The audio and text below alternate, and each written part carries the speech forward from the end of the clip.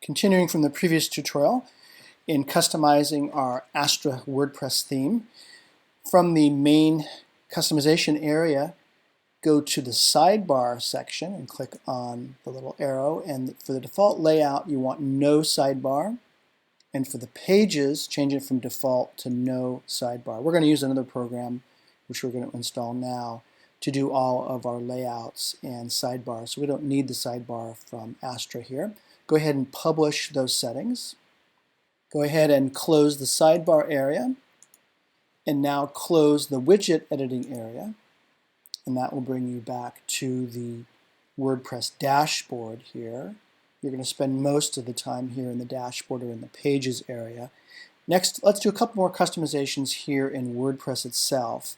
You're going to want to go down to the settings area here in the general dashboard and choose reading, the reading option, and make sure that your home page here displays a static page.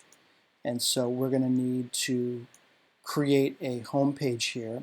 Let's actually do that before we go back here and set up the reading settings. Go ahead and go to pages first, and let's create a home page.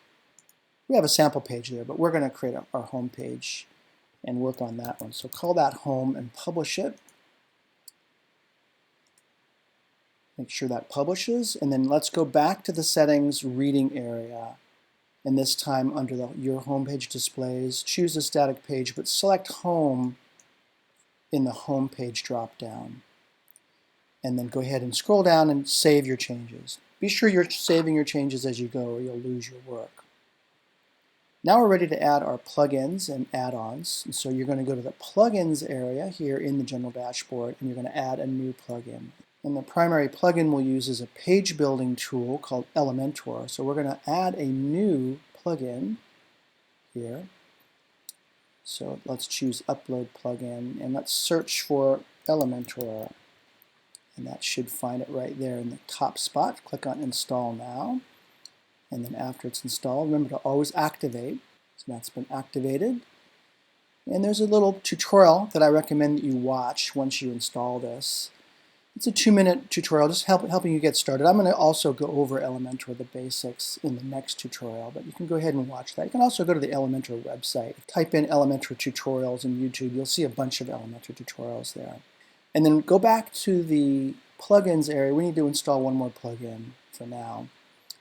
And that's going to be, click on Add New, and that one is called Duplicator. And that one is to save your work after you've done your work for today. You want to make sure that you save stuff, so we're going to go ahead and install Duplicator, WordPress migration plugin, activate it, and then while we're at it here, go ahead and go to the Duplicator menu item. Notice there's a new dashboard item for Duplicator.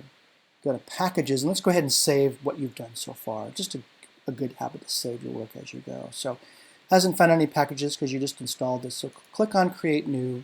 And one nice thing about the SiteGround host is it works really well with this tool. So it's going to check the host, it's going to check the server and make sure everything's okay, but everything's going to be fine because we've been using this with SiteGround for a while. So I would say call this initial course setup, and that way you'll have a backup of this. So go ahead and name that one, click on Next, and here's the test that it's doing. Notice that everything is green.